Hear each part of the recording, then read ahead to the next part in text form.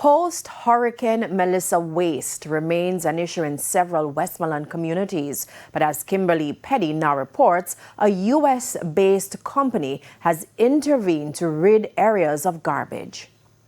It's been 7 months since Hurricane Melissa made landfall in eastern Westmoreland, but for many residents, the scars of the storm remain piled up in their yards. Twisted zinc, broken furniture, and other debris now stand as grim reminders of the horrific experience they endured. Residents say while they desperately want to clear the debris and move on from the trauma of waking up to the daily reminder, doing so is far from easy. Many point out that garbage skips are located miles away, and unlike other communities, they do not have the convenience of door-to-door garbage collection services. In December last year, the Ministry of Local Government launched an island-wide cleanup program which focused mainly on communities hard hit by Hurricane Melissa. However, residents told TVJ News that the initiative was short-lived. The presence of the garbage is also causing public health concerns. I'm giving thanks for the Corps that come in and assist in the community in the cleaning up.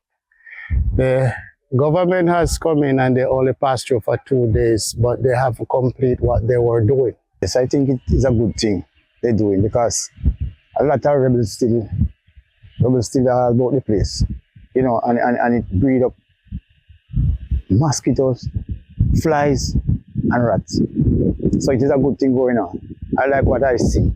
An overseas-based organization, a community-organized relief effort, CORE, has stepped in to assist with the removal of the debris, just as it did in the aftermath of Hurricane Beryl in 2024.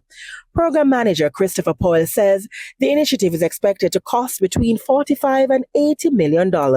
It's established in 2010, coming out of the earthquake crisis in Haiti. And it was formed by the actor Sean Penn. And basically our mandate, CORE's mandate, is to respond in the aftermath of disasters. So it could be flooding, earthquakes, hurricanes. Mr. Powell says the initiative has 2 components, a household debris removal program and a shelter program.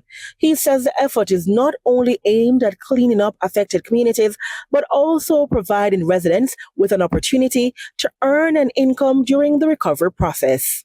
We have been here since 2024, since after the aftermath of Beryl, Hurricane Beryl. Since the advent of Melissa, our footprint has expanded in Jamaica, and we've been in the St. Elizabeth and now here in the Westmoreland. We're grateful for CORE to come into our community, giving us the opportunity to help others clean.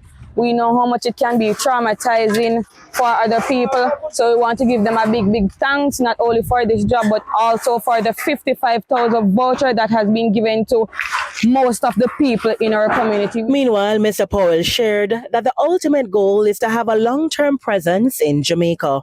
We have international partners that we work with. IOM, that's the International Organization for Migration, Kingston office. They provide the funding for this project. And so we have to commend them. Also GR3, which is Global Emergency Response, Recovery and Reconstruction. They are the ones who are working with us in collaboration with us to collect the debris.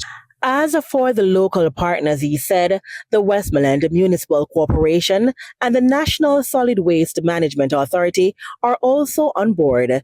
Kimberley Peddie for TVJ News.